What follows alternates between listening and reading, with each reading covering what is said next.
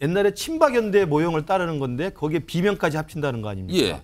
그러면 친박 비명연대 같은 것을 생성하는 건데 그게 과연 의미 있는 제3지대의 어떤 대한정당으로서의 성격을 가질 수 있을까? 예. 그야말로 버림받은 사람들 중에 이삭죽기를 해서 일정 정도의 한풀이 정당으로 만들 수 있을 수밖에 없고요. 예. 이준석 전 대표는 뭐라고 누가 뭐라고 해도 무슨 공천 탈락자 중에 뭐 같이 하겠습니다. 예, 예. 이런 얘기 말고 청년 보수, 합리적 보수 이걸 내세워서 거기에 뜻을 같이 하는 분들은 저하고 손을 잡으십시다. 예. 그걸 구체화하는 정강 정책. 그러니까 제 머리 데이터 속에는 잘릴 것 같은 분이 있고요. 그리고 여기는 정상인과 비정상인 데이터베이스가 있어요. 교집합이 나오겠죠, 이제 보면. 정상인 중에 잘렸다? 그러면은 연락드려야지. 이제. 비정상인 잘리는 건 잘 가야죠.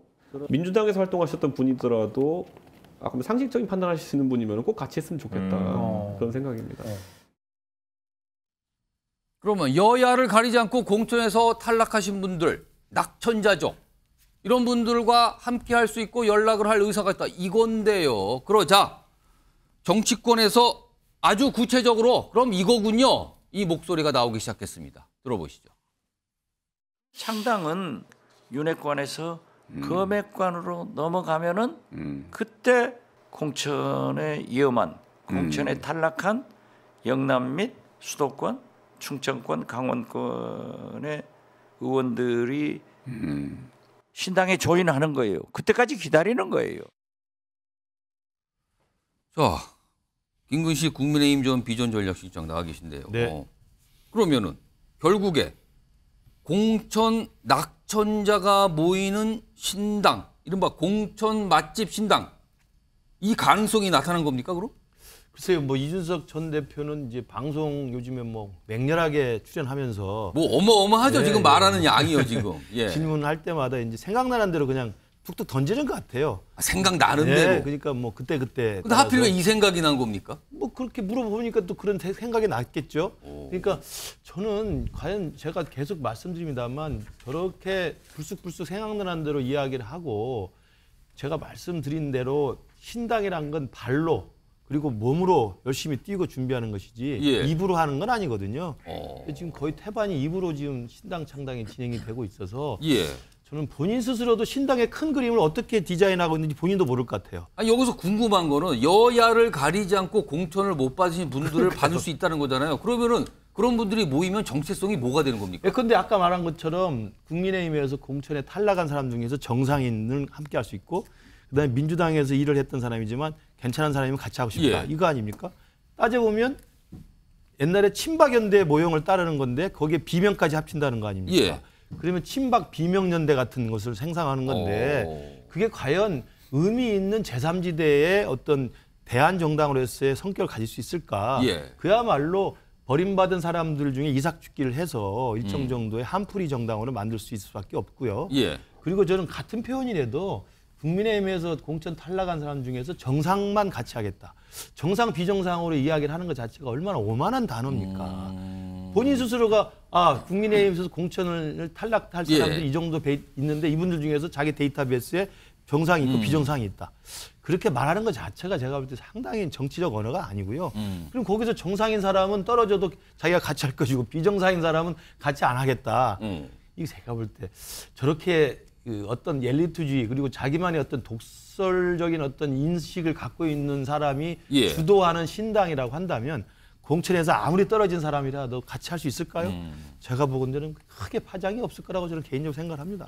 김근식 교수님은 이 뉴스와이드에 이제 자주 나오시는데 나올 때마다 이준석 전 대표 신당을 좋게 얘기한 적이 없는 것 같긴 해요. 오늘도 뭐 댓글에서 또 무지하게 쓴소리 깔 뭐 겁니다. 엄청나게 예. 쏟아내셨어요 이미 그냥 첫 번째로 지금.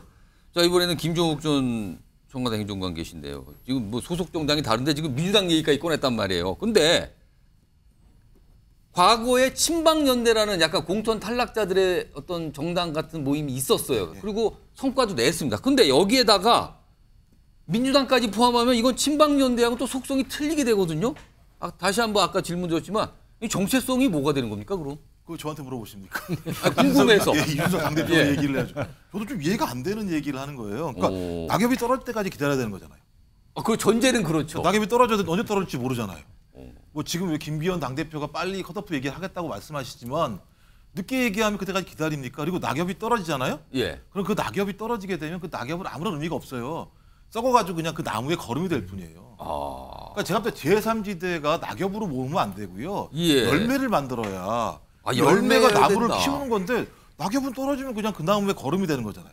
대부분 제3지대 정당이요. 그렇게 만들어져 가지고요. 예. 결론적으로는 원 나무에 거름이 된 경우들이 되게 많아요. 실제로는. 그러니까 저는 윤석 전 당대표가 진짜 제3지대에서 건강한 새로운 정당을 만들겠다고 말씀하시면 예. 낙엽 얘기를 꺼내지 말아야 돼요. 좋은 사람들을 미리 데리고 와가지고 우리 이런 사람들 데리고 새로운 정치 할 거야라고 얘기해도 소위 지금 같은 소선구제 하에서 제3지대 정당이 자리 잡기가 어려운데 예. 거기서 떨어진 건강한 사람, 저는 거기서 떨어진 건강한 사람이 어떤 사람인지 모르겠어요. 거기서 떨어졌으면 이유가 있을 거 아니겠습니까? 그러니까 제가 볼 때 그러면 핍박받은 사람들을 모아가지고 그러겠죠. 그러니까 정상인인데 나왔다는 건 핍박받았다는 거잖아요. 결론적으로. 그러니까 핍박을 받아서 공천 탈락이 됐다. 예, 그렇겠죠. 그리고 또 민주당은 좀 달라요. 핍박받으신 분들이 예. 예를 들면 무슨 뭐 열심히 정의롭게 싸우다가 핍박받은 분들이 또 아니기 때문에 마치 여당 핍박하고는 다르다는 핍박 같는데요. 지금요 말씀하시는 거는 또. 아니 누가 탄압을 안 했는데 본인이 탄압받았다고 얘기하는 거니까 예를 들면요. 예. 자객이 갔다고 말씀하십니다만 아니, 무슨 뭐 이재명 당대표가 자객을 보냈나요? 예. 알아서 간 건데. 그래서 제가 볼 때는 낙엽 말씀하시기 이전에 좋은 열매가 될 분들하고 도움결의 하셔서 예. 국민들에게 빨리 선보이셔라. 그래야 국민들이 찍어주죠. 예. 왜 낙엽을 국민이 찍어줘야 됩니까? 지금 여야 소속 정당이 다르신 두 분 다 반응이 안 좋아요, 지금요. 그러니까 낙엽은 결국엔 그 나무의 거름이 될 뿐이다. 열매를 만들어야지 새로운 인물을 부각시켜서 신당 얘기해도 될랑말랑 하는데 지금 무슨 소리입니까? 이런 말씀이신데 윤기찬 변호사께는요. 아까 이 얘기를 했어요. 신당 함께 하실 분들은 공천이 안 되신, 공천이 어려우신 분들 중에서 정상이라고 그랬어요. 그럼 정상인가 비정상, 그리고 본인이 데이터베이스도 갖고 있다는 식으로 얘기했거든요. 이거 무슨 기준입니까? 그럼 그거는? 저는 사실 이준석 전 대표가 국민의힘을 압박하는 발언이라고 생각을 해요. 지금 저 얘기를 꺼내놓은 게요? 왜냐하면 공천 결과에 따라서 탈락하시는 분들을 모아서 본인이 신당의 활력소를 쓸 수 있다 이런 취지잖아요. 예. 근데 본인이 선택하는 사람은 정상인이라는 거죠. 그러니까 국민의힘은 정상인을 탈락시킨 거예요. 전제가 그렇게 돼야 되는 거군요. 그리고 저 부분은 이제 현행 선거법을 고려하면은 컷오프만 대상이 돼요. 경선을 실시하게 되면 당의 선거에서 당의 선거구의 후보자로 나올 수가 없잖아요. 경선 예. 탈락자는. 그러니까 소위 말하는 컷오프의 대상자들을 상대로 해서 의미가 있는 것인데 컷오프 중에서 억울하게 컷오프 당했다는 취지죠. 정상이라고 평가를 한다 그러면. 그러니까 결국은 본인이 만약에 저런 취지로 진행이 돼가지고 본인이 공천을 한다 그러면 이분은 본인이 선택한 사람 정상인인데 예. 국내심에서 억울하게 컷오프가 됐다. 예. 이런 식의 이제 그 베이스를 까는 건데 사실은 저것이 어느 정도 성공할지 모르겠지만 저는 개인적으로 신당을 향한 그 어떤 전략 차원의 진군이 아니고 예. 국민의힘을 압박하는 차원의 것이다. 그 압박의 목적은 뭡니까 그러면? 아니 본인이 이제 그 대구 같은 경우 예를 들죠. 예. 대구에서 만약에 영남권에서 상당한 컷오프가 진행이 된다. 중진들. 예. 그러면 그 컷오프 대상지에 그 컷오프된 분들이 어디로 갈 데가 없잖아요. 무소속 출마, 예전 같은 무소속 출마를 예. 했는데 신당에 갈 수가 있는 거죠. 그렇다면 영남권 컷오프 할 때 국민의힘 입장에서 보면 부담스러운 부분은 없지 않아 있습니다. 그래서 그런 갈 곳을 없애자는 차원에서 이준석 전 대표에게 좀 더 손을 내밀어야 된다는 의견이 또 대두될 수 있는 것이고 하기 때문에 개인적으로는 물론 저게 본인의 전략일 수도 있어요. 실제 신당을 차려서 예. 선거법이 만약에 바뀌지 않는다면 바뀐다면 병립형 비례형으로 간다면 그 떨어진 분들 모아서 비례의 표수를 얻을 수도 있는 거거든요. 예. 그러니까 이런 다목적의 포석일 수가 있어요. 저번에 지금 행동은. 그런데 뭐 나중에 나오겠지만 아직까지는 저런 포석이 확정된 것 같지는 않고 그러나 본인은 저렇게 바둑판에 몇 개를 두게 되면 예. 이게 혼란스럽죠. 국민의 입장에서 보면. 지금 여기 계신 분도 혼란스러워하고 있어요 지금요. 그러니까 여러 가지 포석이 있는 겁니다. 국민의힘을 압박할 수도 있고 본인이 나중에 컷오프 당에서 오시는 분들에 대해서 정상인이라는 또 타이틀을 부과해서 경쟁력을 키울 수도 있고. 정상인 타이틀. 예. 그러니까 이렇게 그 본인이 쓰는 언어에 대해서 언론이 반응하게 되면 상당히 예. 의미가 주어지는 거거든요. 그런 식으로 봅니다. 그럼 본인이 딱 지목하신 분은 정상인, 그리고 공천 받으신 남아 계신 분은 비정상인, 뭐 이렇게 되는 겁니까? 그럼 상황이 이런 걸 노린 거냐는 거죠 지금요. 그런데요, 방금 들으신 말씀이 어제 한 곳에서 말을 한 거거든요. 근데 다른 곳에서 어제입니다. 어제 다른 곳에서는요, 약간 다른 얘기를 합니다. 들어보시죠. 노원에서 도전하는 게 제 큰 영광이고요. 전 지금도 어제도 노원구에서 우리 당원들과 식사하고 왔습니다. 저는 역시 도전할 의사는 항상 갖고 있고요. 국민의힘이란 당에서 지금 계속 영남에 끌려가지고 수도권 선거를 치르는 게 의미가 없어지는 상황 속에서는요. 저는 먼저 해결해야 될 게 있지 않을까라는 생각을 하고 다른 선택을 할 수도 있다. 이런 말씀을 드리는 거고요. 저도 약간 멋들어지게 정치하고 싶어가지고 제 고향에서 당선되는 게 너무나도 하고 싶죠. 네, 항상 제 꿈입니다. 이거 어떻게 되는 거죠? 더 혼란스러운데. 그럼 꿈은 노원. 그러니까 고향에서 당선돼. 원래 노원에서 계속 지금 3차례 도전을 했었잖아요. 거기서 당선되는 게 꿈인데 지금 영남권에서 뭔가 도전하는 신당을 만들고 있다. 뭐 이렇게 연결이 되는 겁니까? 연결을 시키긴 했지만 이게 쉽지 않은 연결을 지금 시킨 셈이 됐어요. 자, 그러자 반응이 나옵니다. 지금요. 이준석 전 대표 어떤 신당 관련해서 얘기를 하신 분이 있습니다. 국민의힘 내부의 목소리입니다. 들어보겠습니다. 지금은 워낙 쓴소리들을 많이 쏟아내고 있습니다만 그 안에 있는 애정들까지 다 떠나가진 않았다고 생각합니다. 본인과 가장 가까웠던 천하용인조차도 이 당을 탈당하고 새로이 나가겠다라는 이야기는 하지 않고 있죠. 이준석발 신당을 실제 만드는 세력화는 여전히 좀 어렵다 생각하고요. 그러면서 김병민 최고위원이 그러잖아요. 윤석열 대통령이 대통령이 되면은 본인이 지구를 떠나겠다 농담 반 진담 반 한 소리가 있었잖아요. 근데 그 뒤에 결국엔 선거 도왔다. 늘 이렇더라.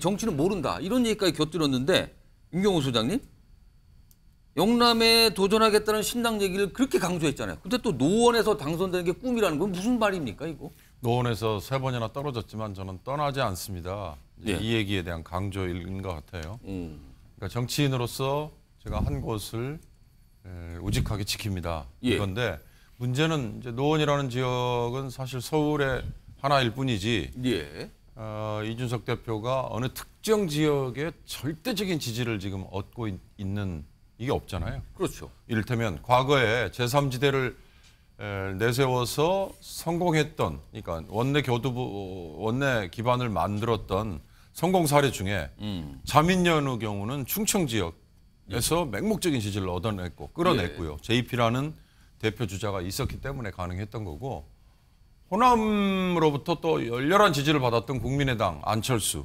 그때도 특정 지역 있었잖아요. 근데 이준석 지금 전 대표는 신당을 하겠다고 하지만 대구에서 그런 열렬한 지지를 지금 끌어내고 있다, 이런 얘기는 별로 못 듣고 있단 말이죠. 어떤 지역 기반이 있다라는 평가를 하긴 어렵죠.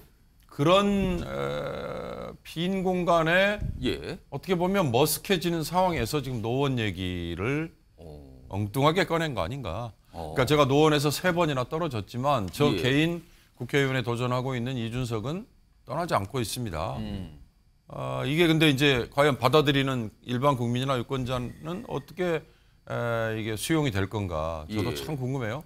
저는 이준석이라는 저 젊은 정치인을 보면서 과연 국회의원을 해야만 정치인으로서 제대로 뭔가 역할도 하고 구실도 하는 건가, 그리고 본인이 뭔가 보람을 얻는 건가, 아니면 이준석처럼 저렇게 원외에 있는데 웬만한 국회의원보다 더 많은 주목도 끌고 얘기에 또 무게도 실리잖아요.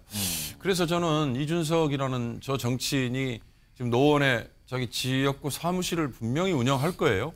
거기에 얼마나 많은 민원이 쏟아질까, 또 얼마나 많은 법안을 좀 만들어주는데 도움을 주세요 하는 식의 요청이 갈까, 그게 굉장히 궁금해요. 만약에 그런 요청들이 쌓이고 있다면 굳이 원외에 있더라도 정치인 이준석은 원내에 있는 국회의원보다 더 많은 역할을 하는 걸 거란 말이에요. 근데 그게 혼자만 해가지고 되는 일이냐. 그러니까 지금 이미 패널들이 굉장히 비판적으로 얘기를 하셨기 때문에 저 역시 거기에 가세하는 건 의미가 없고요. 이준석 전 대표는 누가 뭐라고 해도 무슨 공천 탈락자 중에 같이 하겠습니다, 이런 얘기 말고 청년 보수, 합리적 보수, 이걸 내세워서 거기에 뜻을 같이 하는 분들은 저하고 손을 잡으십시다. 그걸 구체화하는 정강정책, 그걸 내놓고 앞으로 걸음을 해야 되지 않을까 싶어요. 근데 요즘에 말하는 걸 보면은 아까 신당 얘기, 그다음에 영남 얘기, 노원 얘기는 종종 해요. 그러나 보수 이런 얘기 잘 안 하거든요. 그러니까 지금 뭐가 어떻게 되는 건가? 아까 방금 전에 화면 하나 나갔는데 이준석 대표가 어제 한 얘기 두 가지를 각각 정리한 게 있어요. 그 내용 좀 보겠습니다. 양쪽으로 정리한 내용인데 이겁니다. 이 내용 좀 보겠습니다. 대구 출마하면 가장 반개혁적 인물과 승부 볼 거. 이거 얼마 전에 얘기하면 대구 갈 것처럼 얘기했잖아요. 근데 어제는 내 고향 노원 거기서 당선되는 게 가장 큰 꿈. 이게 같이 못 가는 건데 지금 같이 얘기를 하고 있단 말이에요, 지금요. 그럼 배은찬 소장님. 그러면은 결국 본인도 국민의힘에 남고 싶다는 마음을 그냥 불쑥 은연중에 나온 겁니까? 그렇죠. 아, 그겁니까? 그래서 이게 뭐냐면 예. 데이터상으로 이준석 신당이 압도적이면 예. 신당 창당의 마음을 굳힐 거예요. 이제 일정이 들어가는 거죠. 그리고 12월 27일까지 기다릴 이유가 없어요. 어떤 결과가 오더라도 나는 신당으로 승부하겠다 이렇게 예. 갈 텐데 지금 데이터상으로 봐서 이준석 신당 걸을 때나 예. 조국 신당 걸을 때나 별 차이가 없어요. 그러니까 이게 뭐 내년에 양강구도 속에서 지금 혼돈인 거죠. 혼선인 거죠. 그러니까 지금 양쪽 표현이 다 본인이 종잡을 수가 없는 거죠. 대구 안 대구, 노원 안 노원 이렇게 되는 겁니다. 그래서 이건 뭐냐면 내 마음 나도 몰라. 그러니까 정리가 안 돼. 그러니까 본인은 지금 잔류를 하려면 예. 관계가 회복이 돼야 되잖아요. 예. 그러면 한동훈 장관이 손을 잡아주든 윤석열 대통령이 손을 잡아주든 손 잡아줘. 근데 손을 잡아주는 사람이 없어. 예. 근데 이제 본인이 그럼 탈당을 하려면 영구 이별을 해야 되는데 사실상 예. 루비콘 강을 건너야 되는데 그러기에는 딱히 준비가 안 돼 있어요. 그래서 아까 우리 윤경호 소장이 말씀하셨던 예. 대로 무슨 보수나 청년이나 이런 걸 못하는 이유가 뭐냐면 본인이 정리가 안 됐는데 그래서 지금 중요한 것은 내년 총선에 대해서 이준석 전 대표도 아주 세밀하게 디테일하게 알고 있는 사람. 그래 내년에 양강구도야. 지지율 이대로 좀 나왔다고 해서 내년에 이 사람들이 다 날 찍을 것 같지도 않아. 그다음에 이제 선거구제가 문제입니다. 예. 연동형 비례대표제로 간다. 그러면 내가 한 15%만 비례투표해도 우리 당에서 한 10명 나올 수가 있는데 예. 병립형으로 옛날처럼 그냥 거대 정당들이 비례투표도 나눠먹기식이다. 예. 그럼 나한테 안 와. 나도 지금 정리가 안 돼. 예. 손 좀 내밀어 달라니까 김건식 위원장님 손 좀 내밀어 주세요. 이렇게 얘기를 하는 거죠.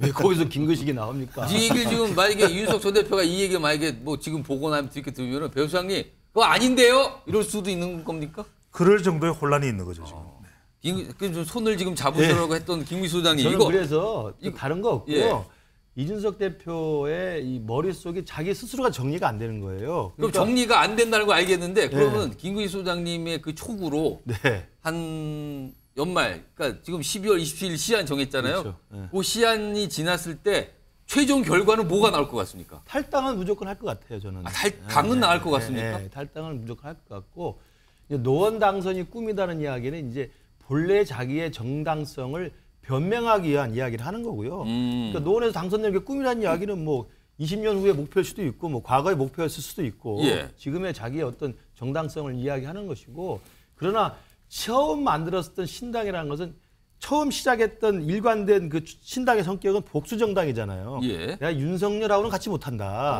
윤석열 대통령 같이 못하니까 일단 국민의힘에서 나갈 준비를 하고 있는 것이고 그래서 이제 윤석열 대통령이나 이 국민의힘이 도저히 받을 수 없는 조건을 걸어서 지금 시한을 딱 정해놓은 거 아닙니까? 12월 27일 나갈 준비를 하고 있는 것이고 그런데 나간 다음에 이제 어떻게 판을 짜느냐의 문제인데 그건 예. 아까 제가 말씀드린 것처럼 생각나는 대로 불쑥불쑥 하니까 자기 스스로 정리가 안 되고 어떨 때는 낙천자 정당을 만들고 싶기도 하고 어떨 때는 금태섭 의원을 만나가지고 제3지대 신당을 하고 어떨 때는 정의당 인사도 만나고 예. 이렇게 하고 싶은 거 비명계 인사도 만나고 그러니 사실은 본인도 어떻게 할지 모르는 상황인데 그리고 가장 중요한 건 신당을 만들 수 있으려면 과거에 유승민 의원이나 안철수 대표가 그랬지만 특정한 지도자를 중심으로 일정한 노선과 정체성과 세력이 모여져야 됩니다. 그걸 가지고 신당의 예. 모습들을 만들어 나가야 되는데 혼자서 뭐 방송 나와서 아무 이야기나 아무 말 대잔치 한다고 되는 겁니까? 예. 저는 절대 탈당은 저는 제가 볼 때 거의 예견돼 있지만 신당 창당까지는 성공하기 쉽지 않을 것이다. 기껏해야 몇몇 진짜 이삭죽기로 떨어진 사람들 모아서 조그만 구멍가게 차리지 않을까 싶어요. 그래서 앞서서 김근식 교수께서 아니 신당을 지금 입으로 창당합니까? 이 얘기를 하신 거네요. 그래서 지금요. 5분 쭉 들어봤는데 반응은 좋지가 않아요. 지금요. 일단 별로입니다. 일단 뭐 거에게 대해서는요. 뭔지 모르겠다. 도대체 무슨 생각이지? 약간 이런 분위기로 설명들을 해주셨습니다.